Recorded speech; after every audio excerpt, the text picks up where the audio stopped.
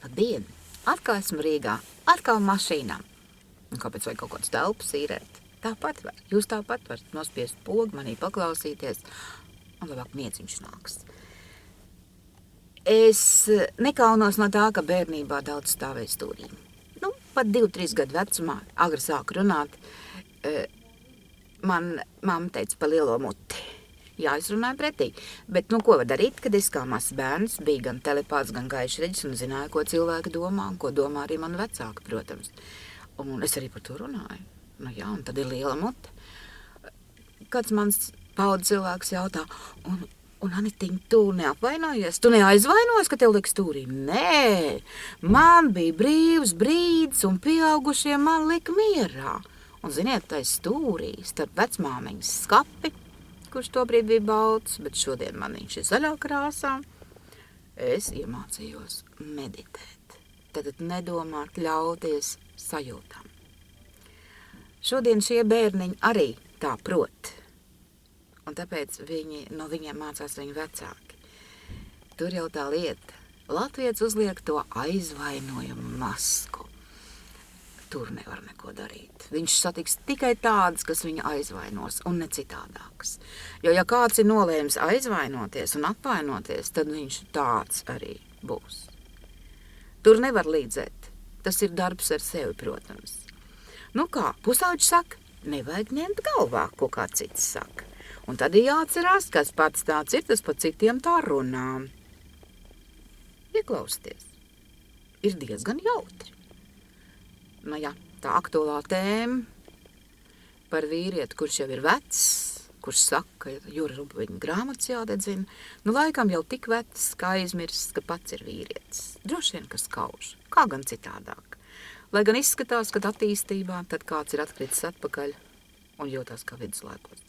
Tik postīsim, tik dedzināsim. Bet mīlestības starp vīrieti un sievieti, tā nav miesas kārība. Tas ir pavisam kaut kas cits. Pavisam kaut kas cits. Un labā laulībā, ja vīrs tev ir labākā draudzene, un tu vari būt vīram labākais draugs, tad labāk neko nevar ievērot. Nekā labāk nav. Es zinu. Man tā bija. Bet strīdēties arī vajag. Mums trūkst to pieskārienu, ja? Lielākā daļa no manas paudzes, un arī tiem, kas jaunāk, kā tad tapuši tumšā un zem deķa, vai ne? Jā, tumšā un zem deķa. Bet bērns ir mīlestības auglis. Ne tā kā dažās ģimenēs šobrīd bērns ir statusa vai pierādījums sievietei, ka viņa var būt sieviete, lai gan no mīlestības tur nav ne grama. Diemžēl. Un nekas nav svarīgāks par mīlestību. Nekas.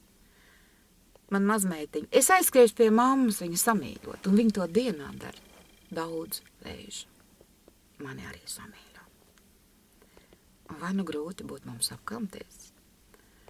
Šodien, ejot pa Ventspili, man arī apkamp cilvēki. Un tas ir lielais brīnums, jo manējie ir ļoti atturīgi. Bet viņi nav slikti. Es ļoti lepojos ar cilvēkiem, kur dzīvo Latvijā. Šodien esmu Rīgā, man Rīgas ir žēl, jo šeit nav tās mīlestības, bet būs. Ja mēs visi kopā padomāsim, kā mēs varam dot mīlestību savai galvaspilsētai, savai pilsētai, savam ciemam, savam pagastam, tad mums viņa būs. Jo iekšā mums viņa ir, un mums tur ir ļoti daudz. Un ar mīlestību, jo vairāk viņu dodam, jo pilnāki mēs kļūstam, bet vieglāki un brīvāki. Vajag ļauties. Es jūs ļoti, ļoti mīlu. Un paldies, ka jūs man esat. Atā.